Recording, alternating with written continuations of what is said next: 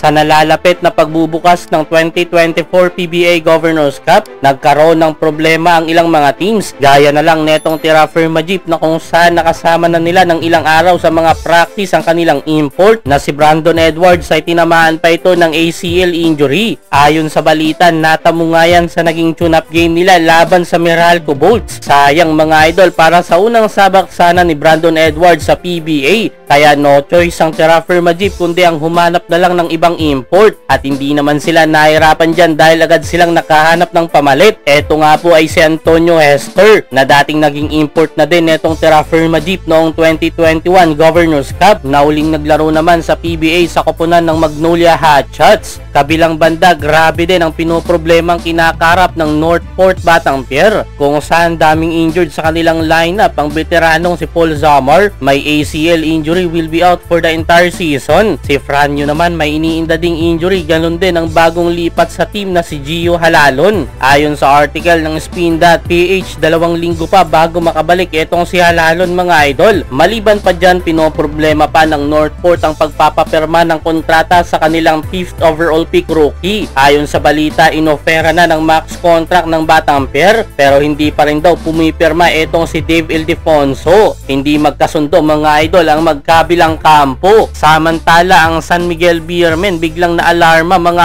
idol. Pinapirma agad nila ng kontrata kanilang first round pick na si Evan Nava matapos mabalitang nagtatryout ito sa Token Text Tropang Giga. Si Mark Nonoy naman ng Terra Firma Jeep at Justin Baltazar ng Converge Fiber hindi pa rin makapirma sa kanilang team sa PBA dahil may tinatapos pang kontrata sa ongoing season ngayon ng MPBL. Sa mga nagtatanong naman kung bakit wala si James Yap sa lineup ng Blackwater Bossing, ayon sa team owner na si Sergio Celdo C, namamaga daw yung kamay ni James Yap at 3 linggo daw ito hindi makakalaro. Bukas na nga po mga idol ang opening ng 49 season ng PBA. Nakakuha na ng news ang mga teams: Julia San Jose para sa Barangay Ginebra,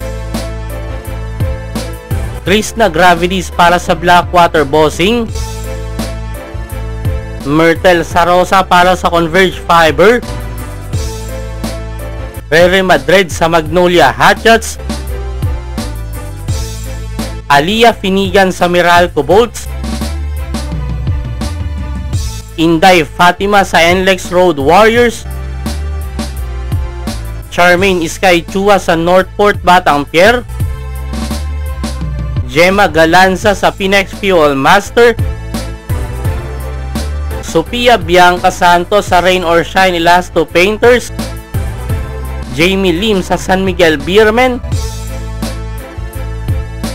Annabel McDonnell sa Terra Firma Jeep,